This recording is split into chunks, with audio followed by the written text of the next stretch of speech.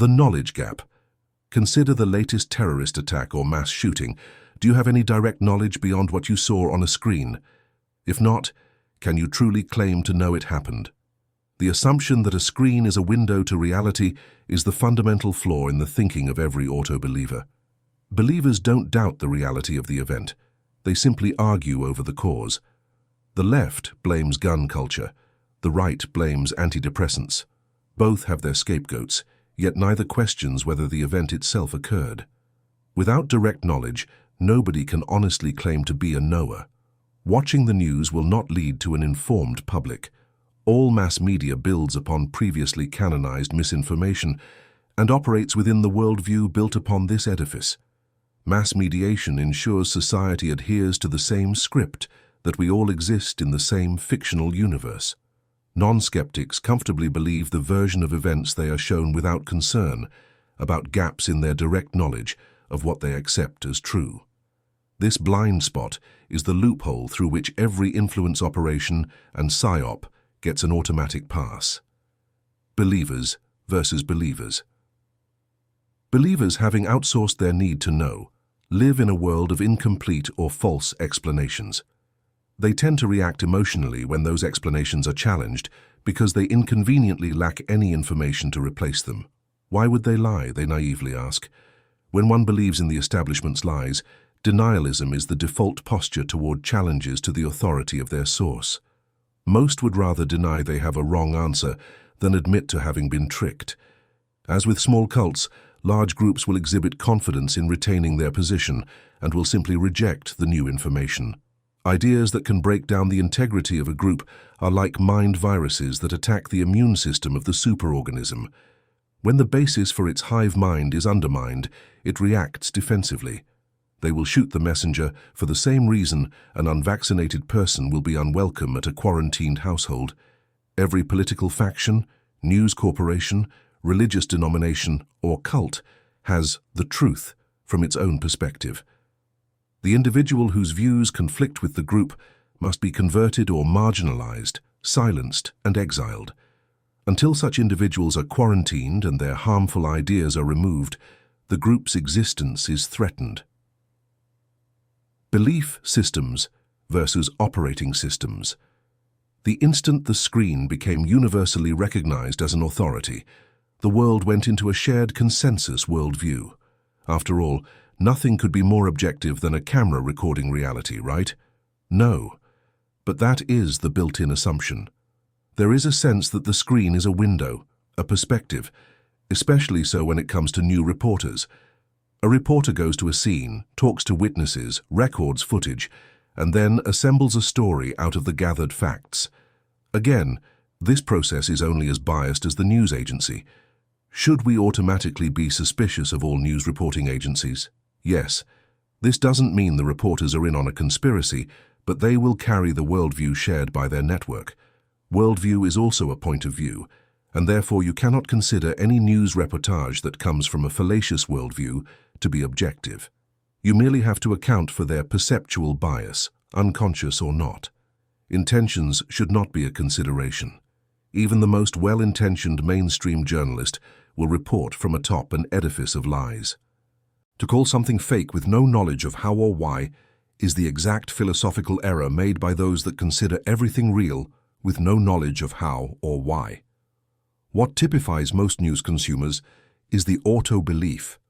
Auto-belief and auto-disbelief are both errors in judgment that arise from making a choice to believe or not without awaiting further information.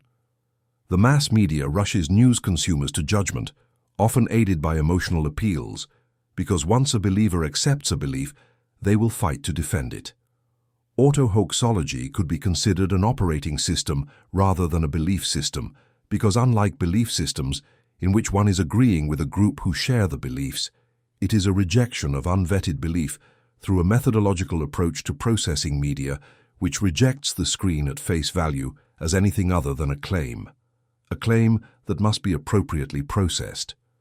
To automatically believe without processing those beliefs through a logical framework is to acquire a worldview on faith. Faith, in a traditional religious context, might be a virtue. Faith in media requires a shameful level of self-gaslighting and a total lack of situational awareness. They don't want individuals to know how to see through the fake news. They want you to believe what one side or the other side says without questioning the essential reality. The media elite want believers versus believers controlled from the top, not bottom-up grassroots knowers attempting to independently discern the truth independent of pre-packaged opinion clusters. For example, a Las Vegas news agency reported a story about a UFO sighting and eyewitness descriptions of 8-foot-tall creatures in their backyard. Did it happen? We don't have enough information to know. All we know is they reported an account of what someone said. There is no basis for assuming it to be true, nor evidence of aliens. Had the sighting been of a unicorn with a leprechaun on its back, they would have ignored the story without question. But why? What makes a unicorn story less valid than an alien one? Worldview, that's what. We live in a shared consensus view in which space aliens are considered within the realm of possibility and unicorns are designated fiction. When it comes to mass media, their reporting all comes from the shared perspective that aliens might be real. Earth is heating up, although we debate the cause. Schools are being shot up regularly by AR-15 toting mentally ill racists, and terrorists have been known to take down buildings with airplanes. The consensus worldview is the one we are educated into and see televised, streamed, broadcast, shared, and propagated via influencers. It is the internalized concept of the world we all share. Those who reject or question it are derided, attacked, and censored. The mass-mediated belief system reflects the dominant worldview and perspective from which the majority of humanity are coming from. It's tantamount to a religion, although the shared view actually encompasses all religions, insofar as their world is contained within. I refer to the mass-mediated worldview as a religion because it qualifies as a belief system, on par with any religious paradigm to the extent that it's a closed belief system. By closed, I mean internally vetted to exclude outside perspectives. Individuals that take radically different views are marginalized, censored, and excluded, outside of being targeted for character assassination and made examples of. Independent media is only independent if it operates from an alternative perspective that doesn't exclude that which the mainstream media excludes. The consensus view is a product of omissions as much as overt lies. But independent doesn't mean objective or fact-based.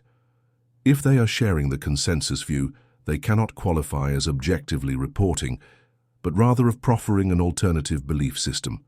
Independent or alternative media that exist within the mainstream media's closed ecosystem can only advance more subjective belief systems, however many times spun or regurgitated. The only alternative to belief systems that come second hard and are as such pre-filtered is to adopt an operating system when it comes to our hypermediated environment and the biased worldview it upholds.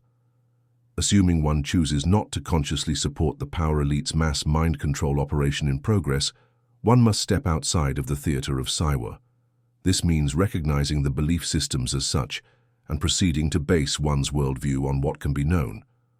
Acquiring a knowledge-based worldview is primarily a matter of properly categorizing information and separating knowledge from beliefs. Moreover, one must be capable of existing as a non-believer in a world of believers, understanding but not sharing their fears. The auto-hoaxer preemptively considers something could possibly be a psyop a little more carefully before accepting it at face value. It doesn't mean automatically calling everything fake. It means withholding assent until claims can be verified. If you find this subject interesting, please hit the like button and subscribe to hear the rest of the series, the IPS Deprogram, a skeptic's guide to the Theatre of Psywar and IPS production.